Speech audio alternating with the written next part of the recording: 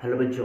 तो कैसे हैं आप लोग। Welcome to Study Point. तो चलिए आज हम लोग इस वीडियो के माध्यम से अपने टॉपिक को आगे बढ़ाते हैं। हमने लास्ट 2 टॉपिक में अभिक्रिया के प्रकार के बारे में बात किया था, ठीक है। अब हम लोग उसको आगे बढ़ाते हैं। आज के टॉपिक हम लोग का है उपचयन और अपचयन अभिक्रिया। सबसे पहले मैं इसके बारे में थोड़ा सा बता देता हूँ। देखिए, ये दोनों रिएक्शन हमेशा एक साथ होते हैं और अपचयन का मतलब होता है ऑक्सीजन का कमी, उपचयन का मतलब होता है ऑक्सीजन का वृद्धि। यदि जिस अभिक्रिया में ऑक्सीजन कम हो रहा है उसमें हाइड्रोजन बढ़ जाएगा, और जिस अभिक्रिया में हाइड्रोजन बढ़ रहा है उसमें ऑक्सीजन कम हो जाएगा, ठीक है। तो सबसे पहले इसके बारे में हम लोग जान लेते हैं। चलिए देखते हैं।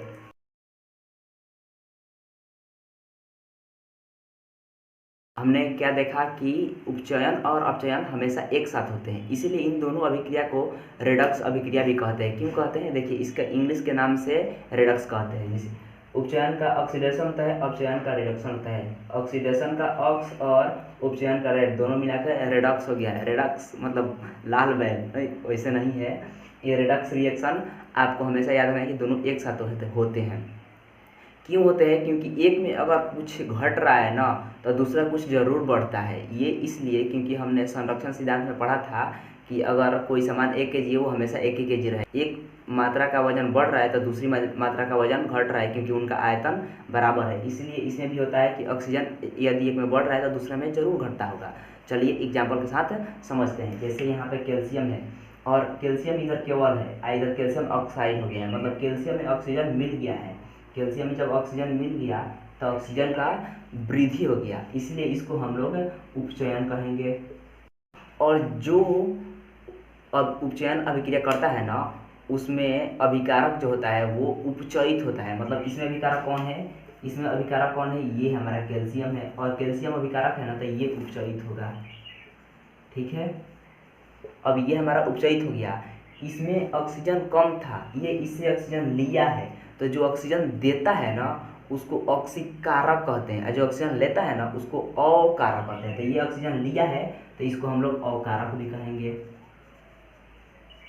तो निश्चित ही इसको कौन दिया होगा ऑक्सीजन, इसके बगल में जो होगा, तो ये ऑक्सीजन दिया है तो इसको हम ऑक्सीकारक कहेंगे। अब ये उपचयित हुआ है ना तो ये हमारा ये इसमें 2 ऑक्सीजन है। देखिए यहाँ पे 2 है और इधर ऑक्सीजन की संख्या 1 हो गई, मतलब ऑक्सीजन की संख्या कम हो गई है।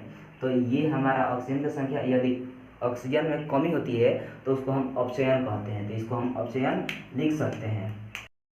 अब जो ऑक्सीजन देता है ना उसको ऑक्सीकारक कहते हैं, हमने लिख दिया है। जिस अभिकारक के साथ अपचयन अभिक्रिया होता है ना वो अभिकारक अपचयित होता है, मतलब इसके साथ अपचयन अभिक्रिया हो रहा है तो ये अपचयित होगा। देखिए यहाँ पे हमने उपचयन और अपचयन दोनों एक रिएक्शन के साथ हमने दिखा दिया है, और आप इसके माध्यम से फिर से समझ लीजिए। मैं एक बार और रिपीट कर देता हूँ। अपचयन और उपचयन दोनों एक साथ होते हैं। इन दोनों एक साथ होने के कारण इसे रेडक्स अभिक्रिया भी कहते हैं। और इसको एग्जांपल के साथ समझते हैं। यहाँ पे कैल्शियम था, इधर कैल्शियम ऑक्सीजन में मतलब ऑक्सीजन की संख्या बढ़ गई तो हो गया इसमें उपचयन। इसमें ऑक्सीजन 2 था, इधर कम हो गया, मतलब इसमें क्या हो गया, ऑक्सीजन की मात्रा कम, तो इसे हम अपचयन कहेंगे। और जो ऑक्सीजन देता है उसे ऑक्सीकारक कहते हैं, जो ऑक्सीजन लेता है उसे अकारक कहते हैं। जिसके साथ उपचयन अभिक्रिया होता है ना उसमें उपस्थित अभिकारक उपचयित होते हैं, और जिसके साथ अपचयन अभिक्रिया होता है उसमें उपस्थित अभिकारक अपचयित होते हैं। आप आई होप आप बढ़िया से इसको समझ पाए होंगे।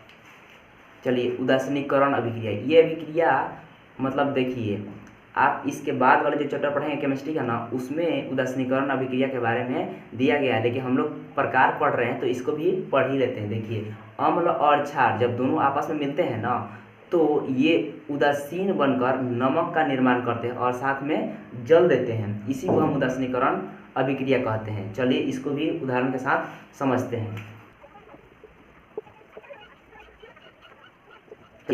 जब अम्ल क्षार के साथ मिलता है तो लवण बनाता है और उसके साथ जल भी बनाता है। अम्ल खट्टा होता है, क्षार तीखा होता है, लवण नमकीन होता है, और जल में कोई स्वाद और कोई रंग नहीं होता है।